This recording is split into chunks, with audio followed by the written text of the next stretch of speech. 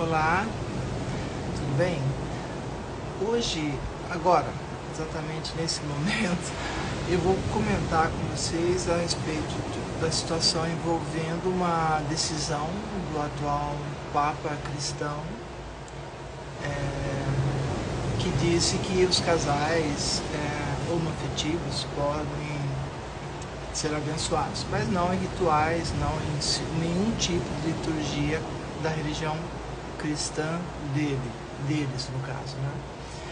E isso é uma coisa interessante, porque inicialmente a gente tem que destacar, né, que há uma série de ações positivas, né, adotadas por esse atual Papa, né, a sua santidade do momento, e isso também faz com que a gente possa refletir sobre por que se chegou a esse ponto. Não simplesmente como se fosse uma partida de futebol, legal, ai, gol, hein? Não, nada disso. A vida real é bem diferente disso.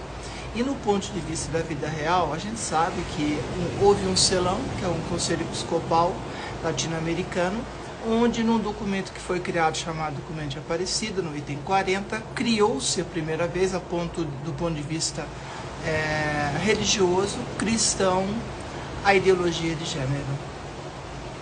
Esse termo tem causado muitas mortes, discursos de ódio, atitudes hostis contra pessoas que são, inclusive, da própria religião de vocês, no caso, né, a religião cristã, até de exclusão do reino de Deus, né, como se Deus fizesse acepção de pessoas, o que não é verdade.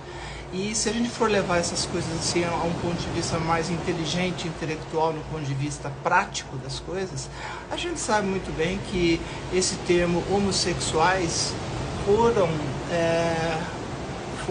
incluídos a partir do ano de 1946, no momento de um período de Segunda Guerra Mundial. Todas as pessoas desatentas a esses detalhes, tradutores humanos, foram lá e escreveram, contrariando inclusive a Vulgata Latina, que em latim não existe essa palavra, nem em grego existe essa palavra, menos em hebraico, e fizeram essa inclusão de tradutores. E assim eu abro um parênteses para quem acha que o que você está lendo é a palavra de Deus. Não é verdade. O que você está lendo é um texto traduzido por tradutores humanos dentro dos seus conhecimentos e interesses, afirmando que o Eterno falou sobre isso. Só um exemplo rápido, fácil. Se você abrir agora, nesse instante, o teu texto hebraico, e for lá em Bereshit, que para facilitar para quem não conhece hebraico, é Gênesis. Se você for lá, Bet, né?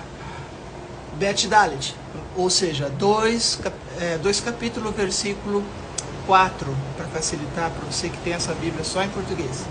E você for lá verificar, você vai encontrar uma palavra na criação da mulher chamada Esser Kenedô, que significa companheira frente a ele. Observe que a mulher foi feita da costela, não dos ossos da cabeça para não ser superior ao homem, e nem dos ossos dos pés para não ser inferior ao homem também. Homem no sentido gênero masculino. E ao mesmo tempo foi da costela. E se você pega o texto hebraico, você lê companheira frente a ele. Se você quiser ser tradutora restrita ainda, uma companheira contra ele, ou seja, de contra no sentido contrário, no sentido de frente. Então a mulher não foi feita em submissão, não foi feita para ser ajudante, nem para ser submissa, nem para obedecer a ninguém. Ninguém. Ela está em igualdade de gênero diante do Eterno, do Criador, a partir do texto hebraico. O que aconteceu no texto grego? Mudança radical. Ao invés de uma companheira frente a ele, passou a existir uma ajudadora que lhe seja idônea. Só faltou escrever uma serva, uma escrava, porque os tradutores pegaram a cultura grega e na tradução para o grego existem essas questões. No meu livro eu explico, dos detritos aos manuscritos, eu explico claramente qual é a visão grega sobre corpo, alma, espírito, homem, mulher, e também explico sobre o ponto de vista da cultura judaica o que significa esses mesmos tipos de termos. Então, assim, antes de comemorar, é claro que a gente parabeniza pela iniciativa, mas antes de comemorar qualquer coisa, teria que se corrigir aquele documento lá do Conselho Episcopal Latino-Americano que gerou esse termo ideologia de gênero, que assassina diariamente homens, mulheres, crianças, adolescentes, que são pessoas LGBT, para facilitar o entendimento, são pessoas transgêneres. Veja, essa é uma questão, esse é o ponto. O dia que qualquer religião entender isso e respeitar a humanidade do jeito que o Criador colocou na palavra dele, não nas traduções, aí você vai poder dizer que você está diante de um texto que representa a palavra do Eterno, porque hoje você não tem isso.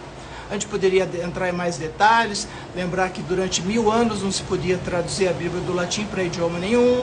A gente poderia falar aqui sobre Tyndale, que foi assassinado por ter traduzido para o inglês. Poderia falar da Constituição de Oxford, que proibia a tradução para o inglês, e por aí vai. Só começou a surgir essa tradução para o inglês após a Igreja Anglicana se separar desse contexto político romano.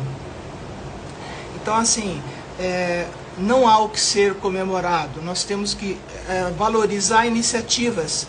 É uma boa iniciativa, sem dúvida nenhuma, mas queremos uma iniciativa mais concreta, corrigindo documentos do teor do conhecido documento de Aparecida. No seu item 40, falo sobre isso no meu primeiro livro também, para vocês terem essa informação atualizada. Parabéns, Papa, mas queremos que seja restabelecida a palavra do Eterno em definitivo, e não soluções paliativas para um problema que foi criado, inclusive, pela própria Igreja Católica nesse documento de Aparecida. Quem nunca ouviu falar, vai ler, vai se informar, dá um Google lá, leia o meu livro, e não apenas meu livro, existem inúmeros outros textos falando sobre esse assunto, tá bom? Beleza? Por hora é só. Obrigada, beijo grande para vocês. E mais uma vez, parabéns pela iniciativa papal. A igreja realmente tem trabalhado um projeto para os próximos 50 anos. Isso é bom. Mas tem muito para corrigir ainda. Obrigada. Tchau.